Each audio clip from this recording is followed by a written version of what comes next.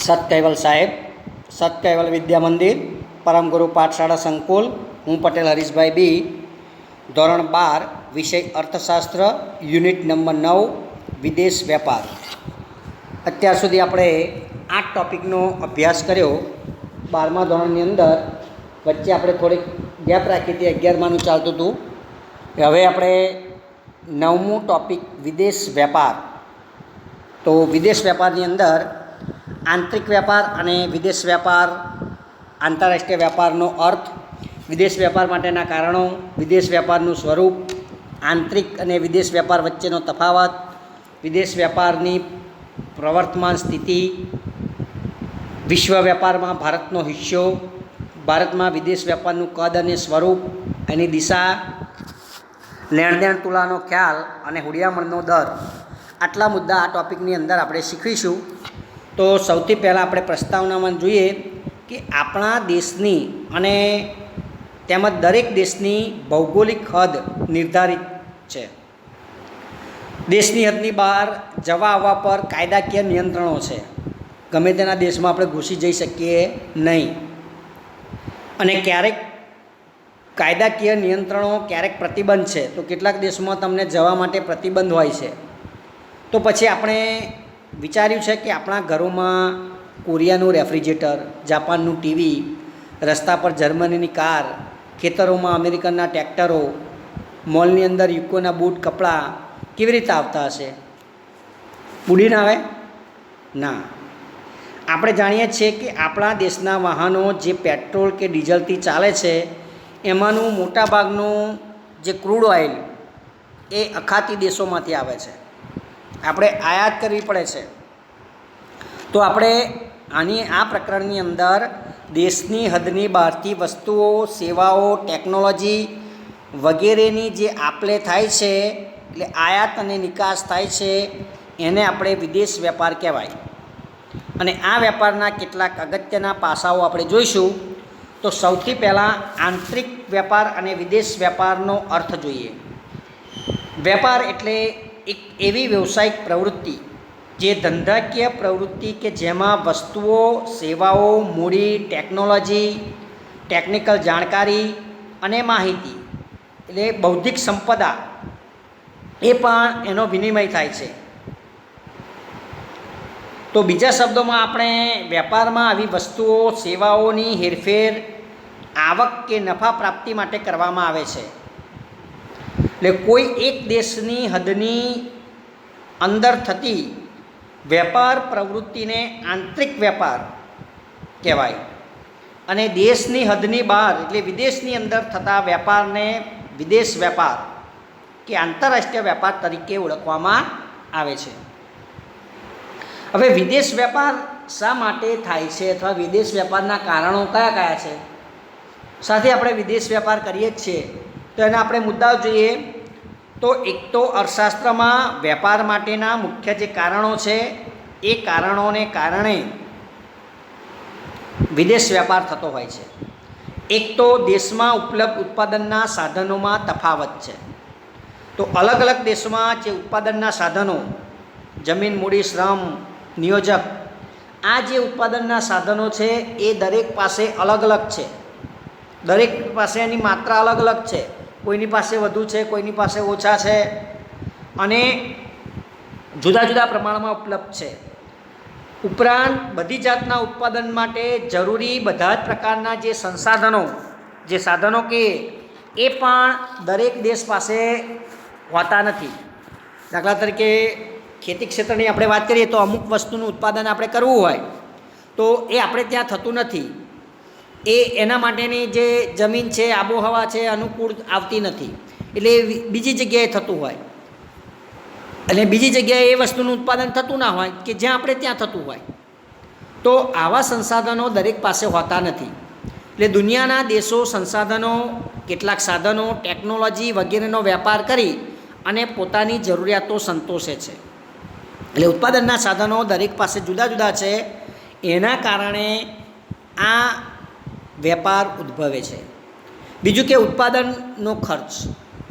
તો સાધનો અને સંસાધનોની ઉપલબ્ધિ જુદી જુદી હોવાને કારણે વસ્તુ અને સેવાઓનો જે ઉત્પાદન ખર્ચ છે એ પણ જુદા જુદા દેશોમાં જુદો જુદો છે. કેટલાક સાધનોની અછત છે અને ઊંચી કિંમતોને કારણે કેટલીક વસ્તુઓ કે સેવાઓનો ઉત્પાદન ખર્ચ ઊંચો હોય છે. એટલે કેટલીક વસ્તુ આપણે ઉત્પાદન કરવી હોય અહીંયા, પણ આપણી પાસે સાધનો ન હોય, ઊંચી કિંમતો ચૂકવવી પડે એટલે ઉત્પાદન ખર્ચ ઊંચો આવે, એટલે આપણે એ વસ્તુનું ઉત્પાદન કરતા નથી. એના બદલે વિદેશથી મંગાવેલી આપણને આગળ પડે. એટલે ઘરેલું ખર્ચ જે ઊંચો હોય ત્યારે આવી વસ્તુઓ કે સેવાઓ અન્ય દેશો કે જ્યાં આ વસ્તુઓ અત્યંત સસ્તી બનતી હોય, એમની પાસે સાધનો ઉપલબ્ધ હોય, ઉત્પાદન ખર્ચ ઓછું હોય તો ત્યાં સસ્તી બનતી હોય, તો એની પાસેથી આયાત કરવી સરળ અને સસ્તી બને છે. એટલે ઉત્પાદન ખર્ચ જ્યાં વધારે હોય એવી વસ્તુનું આપણે ઉત્પાદન કરતા નથી, એના બદલે બીજા દેશોમાંથી એ વસ્તુ આપણે મંગાવી લઈએ જ છીએ અને એ આપણને સસ્તું પડે છે. એટલે એના પરિણામે વિદેશ વેપાર થતો હોય છે. ત્યાર પછી છે ટેકનોલોજીકલ પ્રગતિ. તો બધા જ દેશોની અંદર સરખા પ્રમાણમાં ટેકનોલોજીકલ પ્રગતિ થઈ નથી. અમુક દેશો અમુક પ્રકારની ટેકનોલોજીમાં માહેર છે અને એમની પાસે ટેકનોલોજી હોય છે, એટલે સસ્તા ખર્ચે લોકો ઉત્પાદન કરી શકે છે. તો કેટલાક દેશો પાસે બીજા પ્રકારની ટેકનોલોજીની આવડત હોય.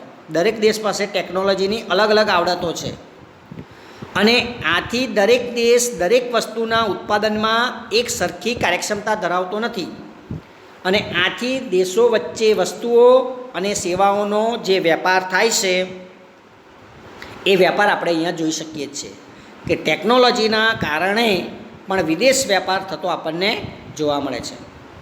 ત્યાર પછી શ્રમ વિભાજન અને વિશિષ્ટીકરણ. તો દરેક દેશમાં શ્રમની ઉત્પાદકતા અને કૌશલ્ય જુદા જુદા છે અને નિયોજક શક્તિની કાર્યક્ષમતા પણ અલગ છે. એટલે કેટલાક દેશો વચ્ચે શ્રમ વિભાજન અને વિશિષ્ટીકરણ જોવા મળે છે. એટલે કે અમુક શ્રમ અમુક પ્રકારની વસ્તુઓ સેવાઓના ઉત્પાદનમાં વધુ આવડત ધરાવતો હોય છે, એટલે દેશ એવી વસ્તુઓનું વધુ ઉત્પાદન કરે છે અને એમાં વિશિષ્ટીકરણ કરે છે.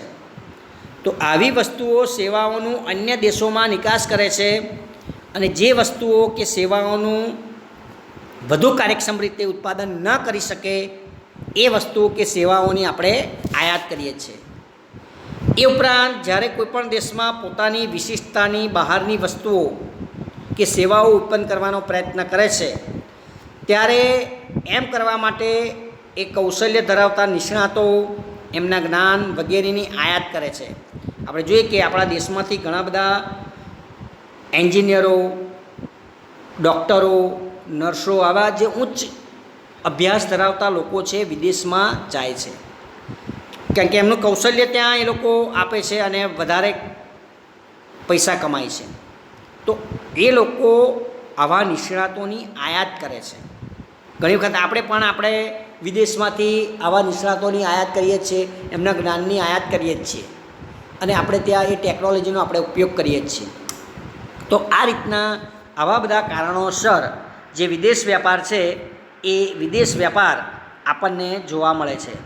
હવે વિદેશ વેપારનું જે સ્વરૂપ છે એ સ્વરૂપ આપણે જોઈએ તો વિદેશ વેપારના સ્વરૂપની અંદર વિદેશ વેપારનું સ્વરૂપ એટલે વેપાર પ્રવૃત્તિની એક એવી વિશિષ્ટ બાબતો અને જે પાસાઓ છે એને અન્ય પ્રવૃત્તિથી જુદા પાડે છે, એટલે એને એક અલગ ઓળખ આપે છે.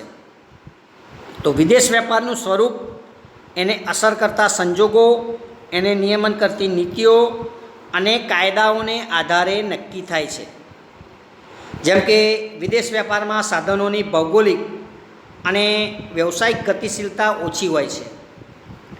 વિદેશ વેપારમાં આપણે જોઈએ તો નીતિ વિષયક અને સામાજિક કારણો લીધે શ્રમની ઓછી ગતિશીલ છે, એટલે શ્રમ એક જગ્યાએથી બીજી જગ્યાએ ઝડપથી જવા માગતો નથી.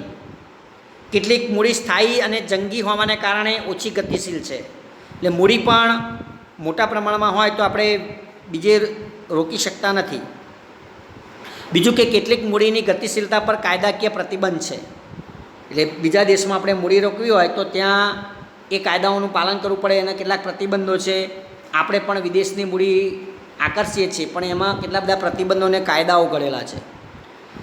નિયોજકો શ્રમની જેમ પણ ઓછા ગતિશીલ છે. જોકે આજે નિયોજન શક્તિ આજના સમયમાં વધુ ગતિશીલ બની છે, એટલે આપણા ઉદ્યોગપતિઓ એ વિદેશોમાં જઈ અને પોતાના ઉદ્યોગ ધંધાઓ સ્થાપેલા છે, એટલે એ હવે વધુ ગતિશીલ બન્યા છે. પણ જમીનની ભૌગોલિક ગતિશીલતા શૂન્ય છે, કારણ કે જમીનને આપણે એક જગ્યાએથી બીજી જગ્યાએ લઈ જઈ શકતા નથી.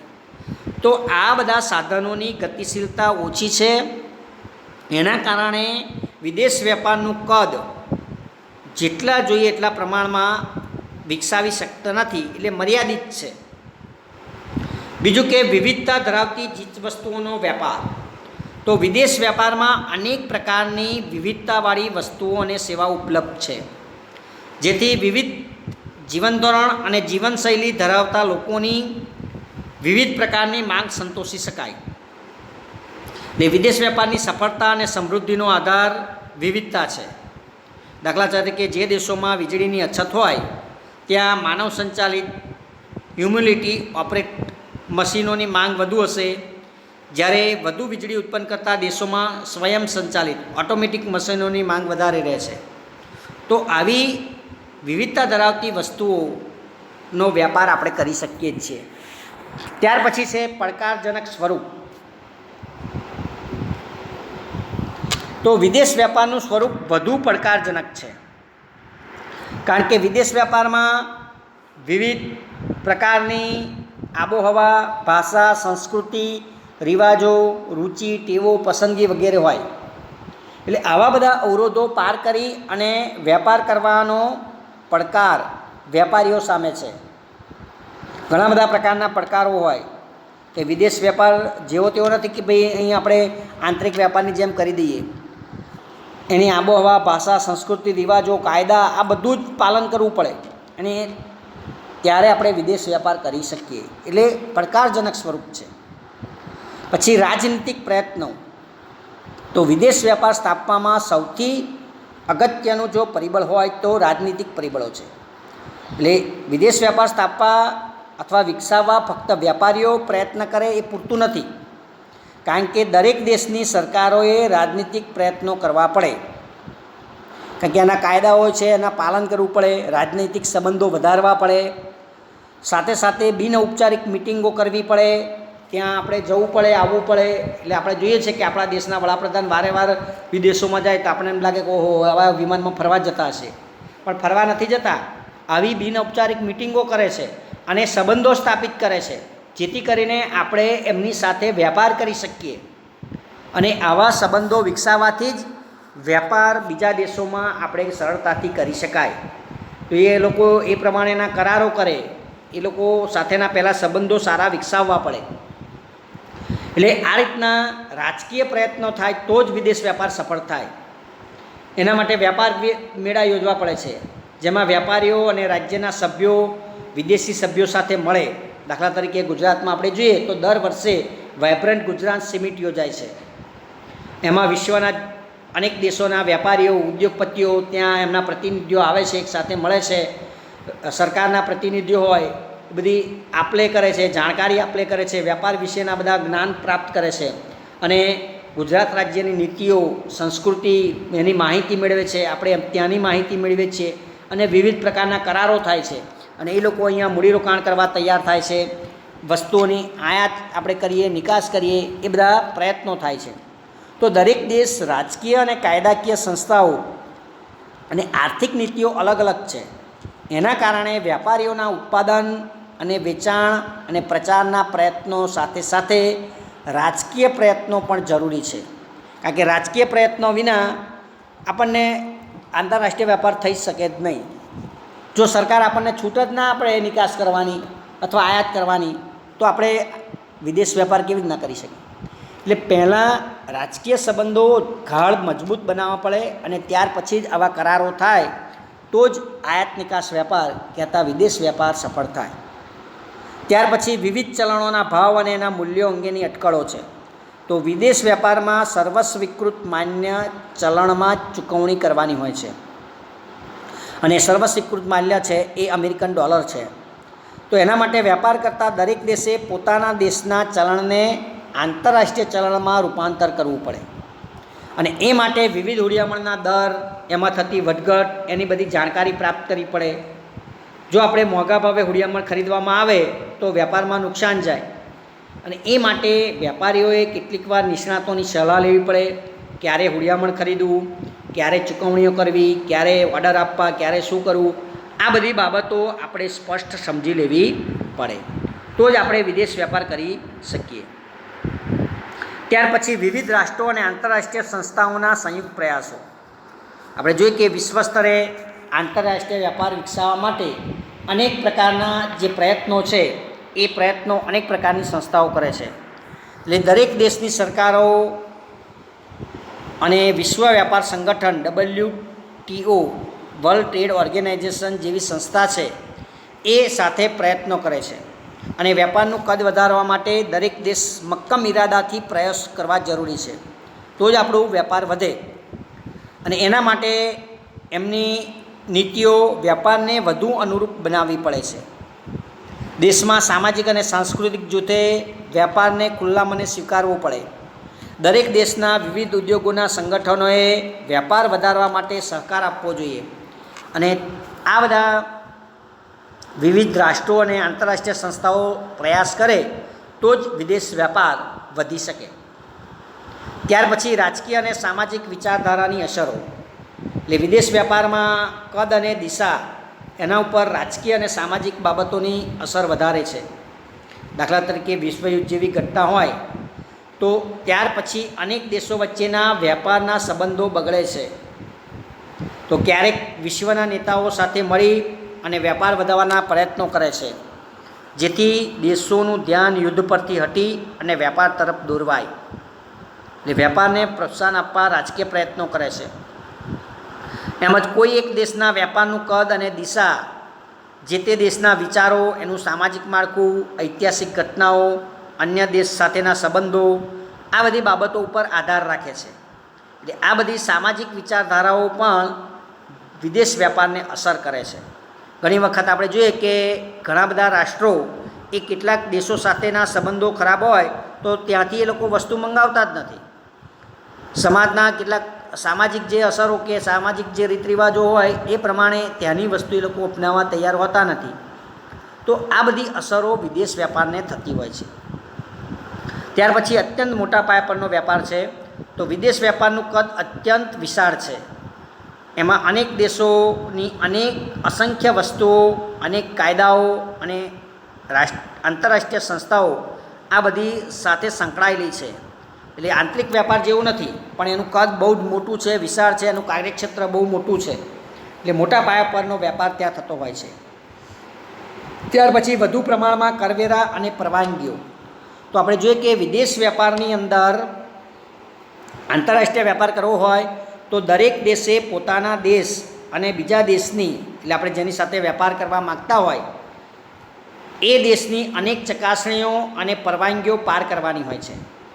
જેમ કે વેપારજન્ય વસ્તુઓ કે વેપારને લાયક વસ્તુઓ અને સેવાઓ કઈ કઈ છે, તો એના માટેની પરવાનગી અને એની ચકાસણી, એની ગુણવત્તાની ચકાસણીનું સર્ટિફિકેટ, આંતરરાષ્ટ્રીય જકાતની ચૂકવણી, ટ્રાન્સપોર્ટની વ્યવસ્થા, એને દર્શાવતા પુરાવા, એવા અનેક ધોરણો આપણે કરવા પડે છે. જાત જાતના બધા ડોક્યુમેન્ટને એ બધા કરવા પડે. તો આંતરરાષ્ટ્રીય વેપારની અંદર જે દરેક દેશના ગુણવત્તાના ધોરણો જુદા જુદા હોય, એટલે એના કારણે વેપાર કરનારાએ ઉત્પાદન પદ્ધતિઓ વિશેની પણ જાણકારી રાખવા પડે.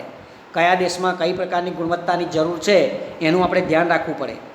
એટલે દરેક દેશમાં ખાદ્ય વસ્તુઓની અને દવાઓની ગુણવત્તાના ધોરણો પણ જુદા જુદા છે. એટલે વિદેશોની અંદર જ્યારે આપણે આવી વસ્તુઓનો નિકાસ કરતા હોય ત્યારે એના ધોરણો એકદમ સ્ટાન્ડર્ડ ઊંચા રાખવા પડે અને આ માટે વેપારીએ ઉત્પાદક પાસે એ રીતનું ઉત્પાદન કરાવવું પડે, તો જ વિદેશ વેપાર સફળ થાય. ત્યાર પછી છે હરીફાઈ અને જોખમની ઊંચી માત્રા. તો આપણે જોઈએ કે કોઈ એક વસ્તુ કે સેવા અનેક દેશો ઉત્પન્ન કરીને વિશ્વ બજારમાં વેચવાના અનેક પ્રયાસો કરતા હોય છે અને આ માટે વેચનારાઓ વચ્ચે જે હરીફાઈ છે એ હરીફાઈનું તત્વ એ આપણને જોવા મળતું હોય છે. અને વિશ્વ વેપારની અંદર આ પ્રકારની હરીફાઈનો સામનો કરવો પડે છે. એટલે કોઈપણ વસ્તુ કે સેવાની માંગ અને અનેક દેશોના ગ્રાહકો કરતાં વધુ હોય છે. એટલે આથી ગ્રાહકો વચ્ચે પણ હરીફાઈનું પ્રમાણ ઊંચું છે. વિશ્વ બજારમાં પોતાની વસ્તુની માંગ અને બજાર ઊભું કરવાનું જોખમ પણ ખૂબ ઊંચું છે. ઊંચા પ્રમાણની ગુણવત્તા આપણે જાળવવી પડે છે. એના માટે પ્રચાર ખર્ચ વધુ રાખવો પડે, વેચાણ ખર્ચ પણ ઊંચો હોય. અન્ય દેશોના ગ્રાહકોને સંતોષવાના પ્રયાસો મોટા પ્રમાણમાં કર્યા બાદ જો પોતાની વસ્તુને પૂરતા પ્રમાણમાં બજાર ન મળે તો મોટું નુકસાન પણ સહન કરવું પડે. તો આવા બધા વિદેશ વેપારની અંદર જોખમો પણ છે, હરીફાઈ પણ છે. તો આ રીતના વિદેશ વેપારનું જે સ્વરૂપ છે એ આપણને જોવા મળે છે. હવે વિદેશ આંતરિક વેપાર અને વિદેશ વેપાર વચ્ચેનો જે તફાવત છે એ તફાવતના આપણે જે મુદ્દા છે એ મુદ્દા આપણે જોઈએ તો એની અંદર આપણે જોઈએ કે પહેલાં છે કે વિદેશ વેપારનું સ્વરૂપ આપણે જોયું કે એના પડકારો આંતરિક વેપાર કરતાં જુદા છે અને એમાં ઘણા બધા પ્રકારના અંતરાયો પણ છે, કાયદાઓ છે, નિયંત્રણો છે.